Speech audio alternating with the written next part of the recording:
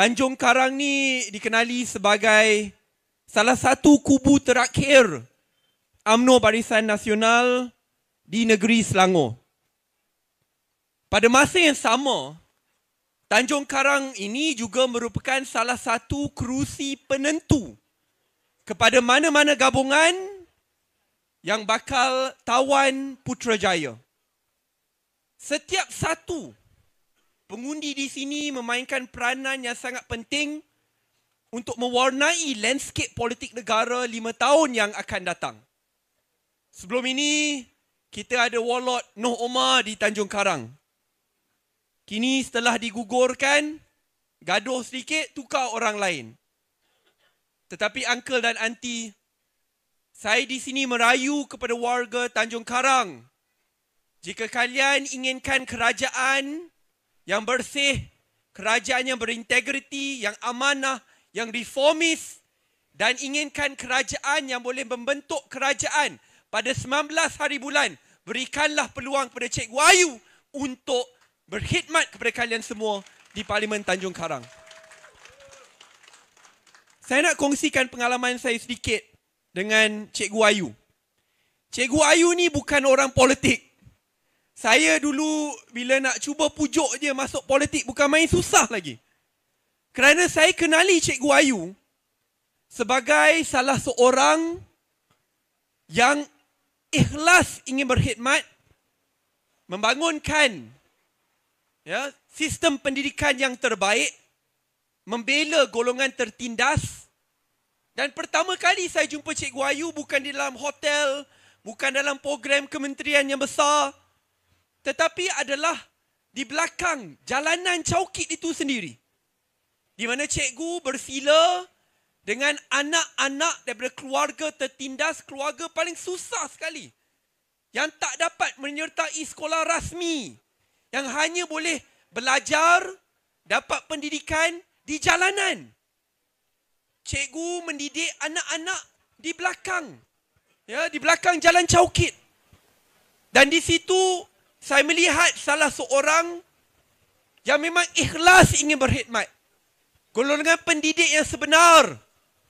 I see my mother in Cikgu Ayu kerana ibu saya pun golongan pendidik. And I was truly mesmerized. Saya diinspirasikan oleh beliau. Ia bermula di belakang jalanan Caukit dan kerana jasanya, kebolehannya, kini salah seorang anak muda yang dikenali sebagai cikgu telah berjaya menubuhkan sekolahnya sendiri di kalangan ini, sekolah Caukit yang mengajar ratusan anak-anak daripada keluarga susah. Dia bukan orang politik. Dia cikgu. Bermula di belakang, kini menubuhkan sekolahnya sendiri. Ada tajaan bukan saja di dalam negara tetapi di luar negara. Dikenali bukan saja di dalam Malaysia tetapi di benua ini. Diiktiraf kebolehannya. Kami perkenalkan Cikgu Ayu kerana bagi muda dan Pakatan Harapan kita lihat sudut pendidikan itu adalah salah satu sudut yang terpenting bagi mana-mana kerajaan yang bakal mentadbir Putrajaya selepas 19 hari bulan ini. Uncle, auntie, can clap hands now, but saya sangat risau dengan sistem pendidikan negara. Saya sangat risau kerana apabila saya berjumpa dengan anak-anak muda generasi saya, kajian-kajian yang dikeluarkan menunjukkan bahawa 2 dari 3 anak muda lepasan SPM dah tak nak lagi masuk universiti, Uncle Auntie. Dia dah tak nak masuk universiti. Mereka kata, buat apa masuk universiti? Masuk universiti, belajar dah lah kena 6 tahun baru dapat ijazah. Keluar universiti, belajar penat-penat engineering, architecture degree, keluar gaji RM2,000. Kerja lepasan SPM, naik Grab RM2,500. Lagi tinggi daripada salah seorang pemegang ijazah. Keluar universiti selepas 6 tahun, ada hutang pendidikan RM100,000. Bukan itu saja. Gaji rendah.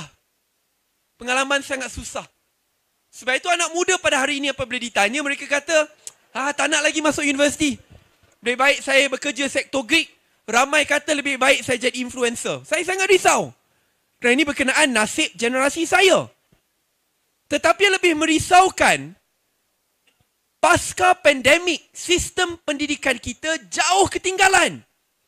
Jangan dengar kata-kata Syed Saddiq, lihat laporan-laporan yang diterbitkan oleh kerajaan sendiri dan audit-audit yang dibuat oleh di peringkat global.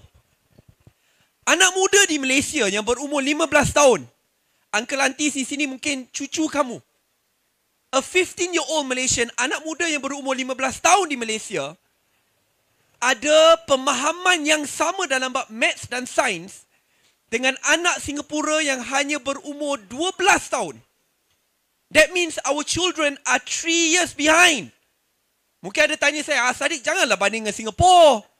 Bandinglah dengan Indonesia, Vietnam. Sejak bila kita nak bandingkan negara kita dengan lain? We want Malaysia to be the best among the best. Itu Malaysia yang saya mahukan. Itu 3 tahun. Habis SPM. Haji Makcik pun tahu, masuk universiti, kita ada banyak jurusannya. Negara lain hanya satu saja dah. Di Malaysia kita ada matrikulasi, asasi, diploma, A-level, O-level, IB, direct intake. Hoi, bukan main banyak lagi, saya pun dah tak boleh kira dah. Itu ambil masa 1 ke 3 tahun. Habis 1 ke 3 tahun, baru dapat masuk universiti. 4 to 5 more years. Keluar universiti 6-7 tahun. Uncle Auntie, di Malaysia pada hari ini, kita tak bertanding. Anak-anak graduan UiTM tidak sahaja bertanding dengan anak-anak di UM, di UKM, tidak. Anak-anak UiTM kini bertanding dengan graduan di NUS, di NTU, IIT Bombay di India, UP Diliman di Filipina. Maksudnya, di negara-negara lain, mereka dah jadi graduan 2 ke 3 tahun lagi awal daripada kita. So, kita dah ketinggalan di sekolah rendah, sekolah menengah 3 tahun. Lepas tu kita nak jadi graduan universiti lambat 2 ke 3 tahun. Mereka dah ada pengalaman bekerja yang lama 2-3 tahun. Dah ada latihan amali, internship, CV diorang dah gempak. Kita ketinggalan. Dan yang lebih mencemaskan dan merisaukan, apabila negara kita dilanda COVID, ini bukan kata Syed Saddiq, laporan rasmi daripada Kementerian Pendidikan. Di Semenanjung ini, daripada 3 anak-anak kita di sekolah, 1 dari 3 tidak ada laptop, tablet ataupun smartphone. Dengan itu pakcik-makcik, 2 tahun mereka terputus daripada sistem pendidikan kita. Di Sabah Sarawak lagi teruk. 50% of them, 50% tak ada. Ni yang ada pun, saya tak nak kata internet lah, internet lagilah saya dah stres. Setiap kali masuk parlimen cakap benda sama. Sebab itu pada tahun 2020, apabila kita melalui fasa pandemik, daripada awal lagi saya dan rakan-rakan Pakatan Harapan dalam parlimen kata, cepat-cepat selesaikan masalah ini, peruntukkan 2 ke 3 bilion ringgit, berikan laptop, tablet kepada semua anak-anak muda yang terputus pendidikannya. Kerajaan kata mula-mula tak nak. Oh, tak ada duit, alasan ini itu. Lepas tu dah kena desak, dia kata okey, kita akan berikan tablet kepada semua anak-anak kita. 2 tahun kemudian baru nak berikan tablet. Orang dah lepas pasca pandemik dah. This is how incompetent they are. Kerana mereka tak tahu apa yang berlaku. Mereka tidak faham denyut nadi rakyat. So Uncle Auntie, kalau campurkan itu, daripada 3 tahun di peringkat sekolah rendah atau sekolah menengah, 2 tahun lewat keluar universiti, 5 tahun, 2 tahun terputus pendidikan, kerana masa COVID itu 7 tahun ketinggalan. Sebab itu sesiapa yang mentadbir Putrajaya selepas ini perlu mengangkat agenda pendidikan sebagai agenda utama dan perlu merombak sistem pendidikan negara. Angkat martabat anak-anak muda kita. Dan ini bukan perkara yang mudah dan bukan perkara yang kecil. Kerana bila di parlimen, kita bincangkan soal reform pendidikan yang menyeluruh. Ahli politik sama. Anak di sebelah sana, yang lawan kita kata, oh tak boleh. You kalau buat perubahan macam ni, nanti orang Melayu marah. You kalau buat perubahan macam ni, nanti kita tidak tekankan faktor nationalism di universiti. Orang sama pakcik-makcik yang tak nak melihat sistem pendidikan kita diubah adalah orang sama yang menghantar anak-anak mereka ke tadika di Perancis. Menghantar anak-anak mereka belajar di Eton College. Eton College bukan di Perak ya, di United Kingdom. Ya. Mereka tak percaya pun kepada sistem pendidikan kita. Hipokrit terbesar, tak nak ubah nasib anak-anak di Malaysia tetapi hantar anak mereka ke sistem pendidikan yang lebih baik di luar negara. Dia hipokrit, lawan mereka. Jangan biarkan mereka menentukan hala tuju anak-anak pakcik.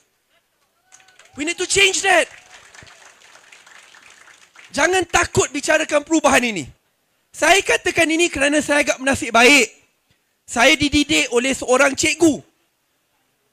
Dan dalam keluarga itu, ibu saya banyak mendidik saya sampai saya boleh berucap di depan pakcik-makcik sekalian. Walaupun dulu kalau dengar cerita mak saya ni anak yang paling degil sekali. Tetapi saya bernasib baik. Saya nak melihat nasib anak muda yang lain jauh lebih baik daripada saya. Saya nak lihat anak-anak UM dapat berdiri sama tinggi dengan graduan di NUS.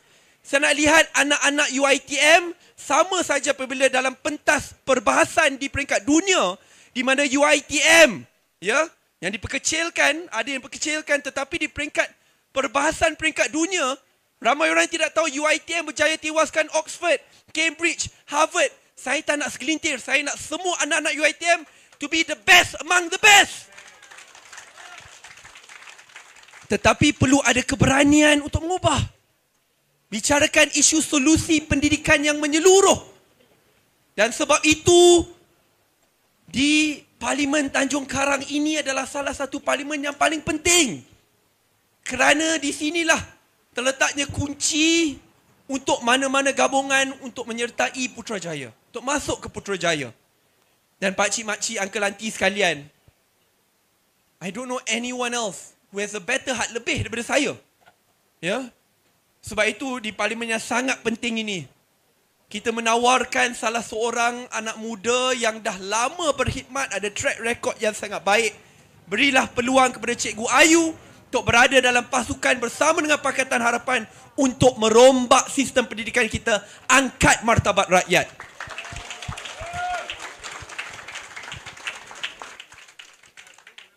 Tadi saya bicarakan soal pendidikan, sekarang pekerjaan. Sebab tadi bila saya masuk, saya lihat ramai anak muda yang ada sekali. Saya nak kongsikan sedikit. Oh, ni dah tunjuk masa. Aduhai. Semangat sikit cakap anak muda. Sedikit Okey, sambung. Ini cakap sambung. Sedikit saja uncle nanti. Ini pekerjaan ni sangat penting, isu pekerjaan. Saya tak nak bincang sangat isu UMNO, BN. Saya rasa semua dah tahu dah masalah mereka. Saya nak bincangkan soal solusi. Okey. Uncle nanti tahu pada tahun depan, bukan saja Malaysia, satu dunia dianggarkan akan dilanda masalah kegawatan ekonomi. A global recession. Ini bukan perkara kecil. Bukan Syed Saddiq kata, ini adalah anggaran bukan saja saya, IMF, World Bank dan banyak institusi perbankan peringkat global. Maksudnya kita akan melalui situasi yang sangat sukar, pelbagai jenis rintangan dan cabaran. Isu pekerjaan di Malaysia adalah lagi satu isu yang paling penting. Kerana realitinya pada hari ini, golongan anak muda khususnya, anak-anak pakcik, and I'm pretty sure you will realise this. Ya? Anak-anak pakcik akan beritahu bahawa kini bukan sahaja mereka ingin memulakan kehidupan yang baru. Dah lepas universiti, dah ada hutang pendidikan 100,000, gaji rendah, tak boleh miliki kereta, nak beli rumah lagilah tak boleh. Nak mulakan keluarga baru bukan main susah lagi. Tapi ia tak bermula di sana saja. Pada masa yang sama, kerana ibu bapa anak itu, kini wang persaraannya makin lama makin sedikit. Ya, laporan rasmi kerajaan menunjukkan bahawa lebih 50% golongan pesara di Malaysia ada kurang RM10,000 dalam akaun mereka untuk persaraan. That means, uncle aunties, the majority of Malaysians, when they want to enter retirement, dalam akaun mereka kurang RM10,000. Maksudnya anak itu bukan saja perlu menjaga hidupnya yang baru ingin berkahwin, nak jaga anak, baru nak stable, juga perlu menjaga ibu bapanya. Dulu lain. Mungkin Uncle Auntie ingat, in the 1980s, 1990s, for my mom and my dad, kalau baru nak mula hidup yang baru, dah kahwin, mungkin tak boleh miliki rumah, ada ibu bapa yang akan tolong. Ya, atuk nenek saya. Ya, kerana mereka berkemampuan. Kini berbeza. Maksudnya anak muda pada hari ini adalah generasi sandwich. A sandwich generation. Tekanan daripada atas, perlu menjaga ibu bapanya kerana realitinya golongan pesara, wang persaraannya makin lama makin sedikit, dan juga bebanan untuk memulakan hidup yang baru. Gaji rendah, kos sara hidup tinggi, nak memiliki rumah susah. Ini adalah perkara yang teramat sukar dan sulit. Sebab itu pada hari ini, semalam, Tan Sri Muhyiddin Yassin ada mengumumkan jikalau Perikatan Nasional menang, beliau akan membenarkan pengeluaran KWSP. Semua tepuk tangan. Oh, bagus. Ini duit kamu, bukannya duit dia. Tetapi bukan itu saja Uncle Auntie. Ini short term thinking. Short term thinking. Baru tadi I'm telling you, 50% golongan pesara tak ada RM10,000 pun dalam akaunnya. Can you imagine what will happen to Malaysia's future apabila Uncle Auntie, bila dah bersara, tak ada duit, nak menjaga diri susah, anak-anak terbeban, dan tahun depan kita melalui kegawatan ekonomi yang dijangkakan one of the worst. Sebab itu, cadangan tak bolehlah, tepuk tangan manifesto, keluarkan duit rakyat sendiri. Tetapi perlu ada solusi yang menyeluruh untuk memberikan pekerjaan berkualiti tinggi, naikkan mutu pendidikan negara, pastikan nasib golongan pesara terbela, bukan lepaskan bebanan tanggungjawab kerajaan, guna duit kamu, tak apalah kita ada kabinet terbesar, gaji tinggi, JLC semua orang kita. Itu tak boleh. Sebab itu bawah Pakatan Harapan, angkat rakyat, tolak politik sebegini. Saya nak kongsikan sedikit di sinilah Uncle Auntie untuk rumuskan sedikit. Sebagai Presiden muda, saya lihat ada beberapa pimpinan muda juga ada di sini. Ramai yang bertanya kepada saya, nak pengundi atas pagar, anak muda yang buat pertama kali mengundi. Di Muar, semalam saya di Pening, menjelajah satu Malaysia. Mereka kata, Sadiq, di antara semua calon Perdana Menteri, kenapa Datuk Seri Anwar Ibrahim? Jawapan saya mudah. Ini bukan soal politik personality semata-mata.